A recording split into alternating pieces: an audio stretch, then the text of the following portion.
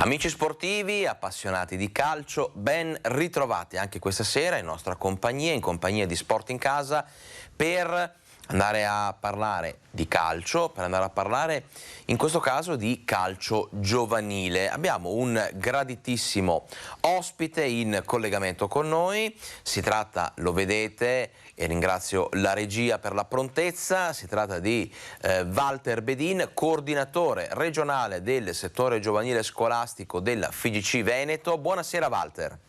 Buonasera a tutti e grazie per l'invito.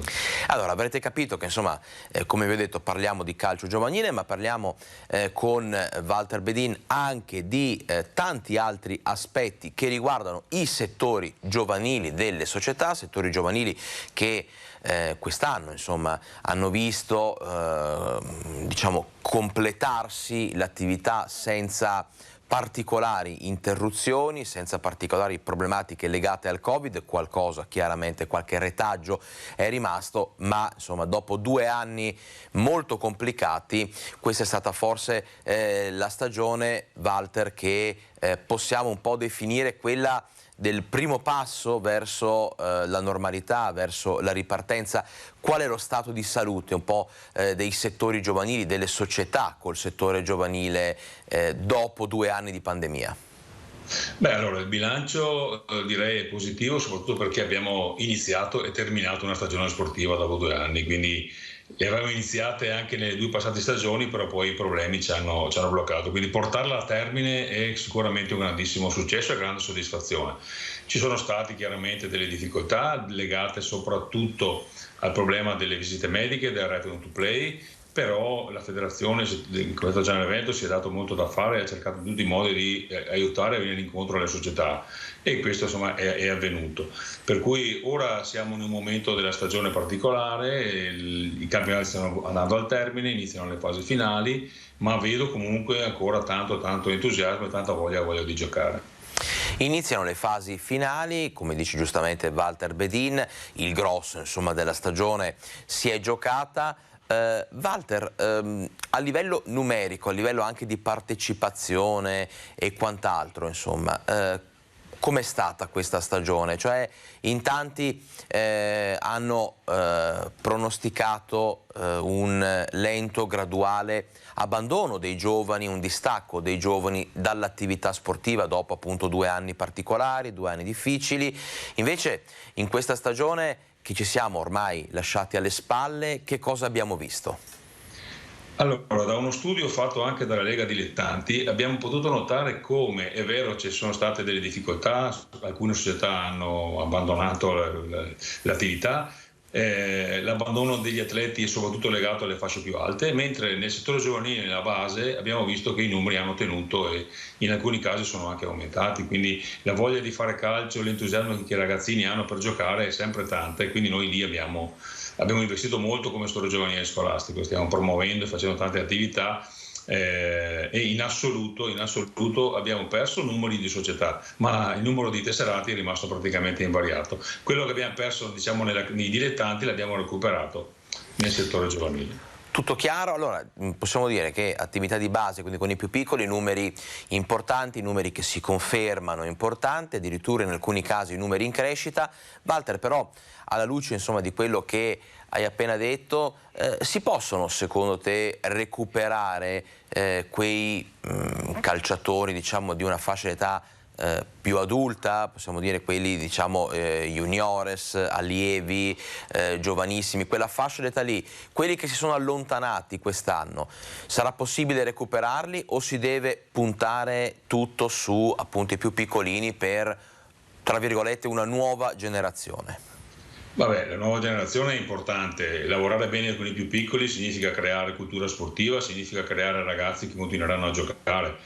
Io mi auguro che non arrivi più un problema come quello dei 2 anni passati e che quindi l'abbandono non sia legato a un problema di pandemia, ma eventualmente a mancanza di motivazione, e su questo stiamo lavorando. Anche la Lega Dilettanti ha in serbo dei progetti, ora sta analizzando e studiando e poi proporrà delle attività appunto dei progetti per poter mantenere vivo l'interesse e la motivazione dei ragazzi che continuino a giocare. Però io lavoro sul settore giovanile e noi sul settore giovanile stiamo impegnandoci molto, stiamo lavorando molto e le società rispondono. Noi in questo momento stiamo settimanalmente autorizzando circa una quarantina di camp estivi, questo significa che cosa che non era mai avvenuta negli anni passati come numeri, significa che le società si stanno muovendo, stanno da fare, i ragazzi hanno bisogno e voglia di giocare, quindi è un servizio più che diamo e in questo servizio, se fatto bene, come dicevo prima, crea quella cultura sportiva, quella motivazione allo sport che poi i ragazzi si portano dentro e quindi continueranno a fare attività.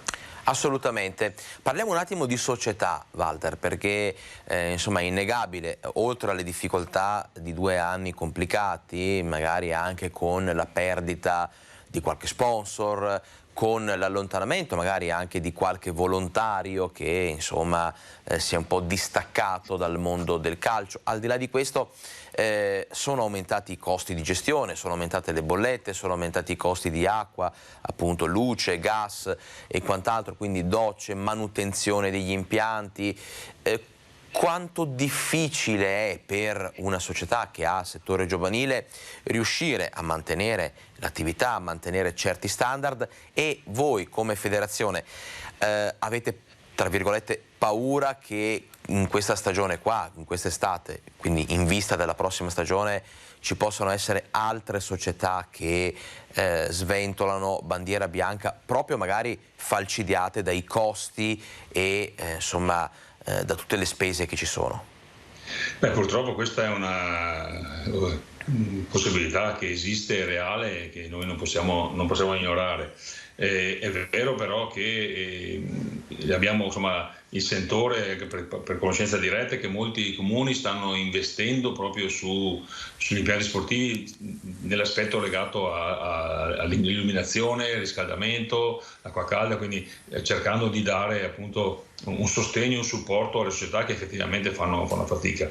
È vero che le società nostre sono formate da persone che hanno una grandissima motivazione, una grandissima passione e quindi in un modo o nell'altro riescono sempre a trovare la strada giusta e continuare l'attività. Quindi sarà inevitabile che qualcuno ci lasci, però abbiamo tante altre che invece continuano a lavorare bene e come dicevo prima il numero di tesserati è in controtendenza, cioè le società chiudono però i tesserati aumentano, significa che le società che rimangono si danno un grande affare e offrono comunque delle opportunità importanti e significative sia dal punto sportivo ma anche dal punto di vista educativo. Molto chiaro. Parliamo adesso un po' anche della fisionomia dei campionati, insomma di quello che può essere il futuro, magari anche se non il futuro prossimo, quello un po' più lontano, perché d'estate si sa, si parla di tante cose e puntualmente ogni anno rispunta fuori la vecchia questione delle classifiche per l'attività di base. 2 scuole di pensiero, c'è chi dice che fare classifica e diciamo inculcare la mentalità della competizione anche fra i più piccolini li aiuterebbe a crescere e a vivere lo sport in maniera diversa. C'è invece chi punta tutto sul divertimento, almeno per quelle fasce d'età. Si sta muovendo qualcosa o è, diciamo, irrealistico pensare all'introduzione di classifiche e quant'altro anche nell'attività di base? Essendo l'attività di base un'attività promozionale, ludica, di avviamento diciamo, al gioco del calcio, la classifica lascia il tempo che trova. Sicuramente come viene gestita, come viene fatta vivere ai ragazzini che fa la differenza.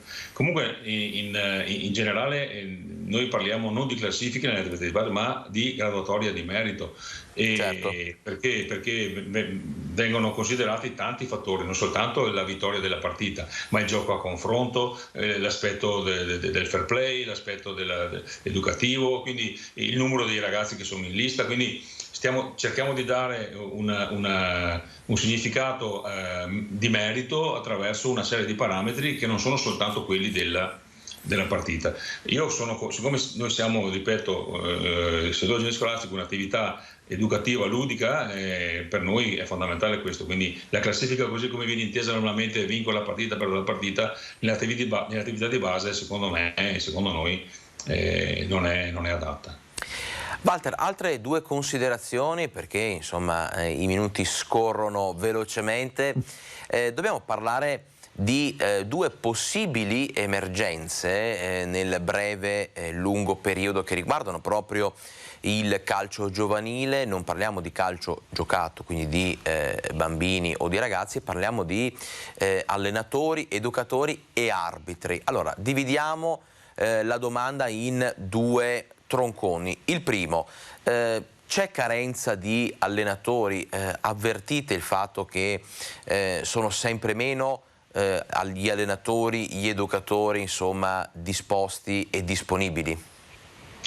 Allora, sicuramente c'è bisogno di ancora più tecnici preparati e qualificati, però negli ultimi anni il settore tecnico ha formato un numero notevole di allenatori. Negli ultimi 2 anni di pandemia abbiamo fatto 750 tecnici sono stati formati attraverso una serie di corsi, quindi vuol dire che più di 1, 2, 4 corsi all'anno non riusciamo a fare, quindi non è una cosa come si dice, che non conosciamo. Sappiamo che c'è bisogno, c'è l'obbligo di avere tecnici abilitati nelle categorie, anche quelle di base, per cui la formazione avviene, però con tempi che sono fisiologici. Più di così credo sia difficile fare con le strutture che ci sono attualmente del settore tecnico e dell'AIAC, che in questo momento ha la gestione totale dei corsi allenatori. Parliamo di UEFAC, che sono quelli specifici per il settore giovanile. Quindi sappiamo che c'è questa situazione, sappiamo che molti tecnici non hanno la qualifica, lavorano da tanto tempo, sono bravi, però non riescono a entrare ai corsi, e questo è un altro discorso sul quale si sta lavorando, si sta pensando a trovare delle modalità che permettano a tutti di poter comunque accedere ai corsi attraverso comunque chiamiamolo test d'ingresso, una prova d'ingresso che permetta, insomma, che non sia soltanto la laurea che hai conseguito, che ti dà tanti punti rispetto ai 10 anni magari di attività fatta in maniera buona sul campo, certo. Sul campo, quindi, però è una cosa, come si dice, abbastanza complicata, perché l'ente che in Italia è autorizzato a rilasciare le qualifiche è il settore tecnico, quindi so comunque che sia il settore giovanile sia la Lega Dilettanti stanno lavorando e stanno cercando di trovare, insomma, una situazione, però i corsi ne stanno facendo, quindi in Veneto di UEFAC pre-pandemia ne facevamo 4 all'anno, quindi non sono pochi 4 all'anno. Assolutamente. Walter, in chiusura l'altra parte della domanda, per quello che riguarda invece la classe arbitrale. Anche qui spesso proprio ai nostri microfoni, ad esempio Marcello Mezzasalma, quindi parliamo dell'AIA di Bassano, ha lanciato allarmi di insomma una mancanza di arbitri, di una mancanza di vocazione. Si è cercato di coinvolgere anche le società, chiedendo appunto aiuto alle società di individuare magari quei giocatori che all'interno del proprio gruppo, insomma, potessero sviluppare anche una carriera d'arbitro. Insomma, gli arbitri mancano. Qual è la situazione? Allora, sicuramente mancano, in Veneto come in tutta Italia. Noi però, diciamo, pur soffrendo, abbiamo una situazione un po' più positiva. Prova non è che l'AIA Veneto è andata in soccorso a Bolzano, a Trento, in Emilia in alcuni momenti della stagione, quindi nonostante le nostre difficoltà siamo riusciti comunque a essere d'aiuto ad altri comitati. Stanno lavorando molto, l'AIA sta lavorando molto per formare nuovi arbitri, per fare corsi, quindi stanno facendo un'attività molto, molto importante. E poi c'è la novità per la prossima stagione del doppio tesseramento. Fino all'Under 17 sarà possibile arbitrare e giocare. Chiaramente non arbitrare nel girone in cui tu giochi, però un ragazzo che gioca, che ne so, nell'Under 17 può anche fare l'arbitro magari in altre categorie. Quindi anche questa è un'opportunità che magari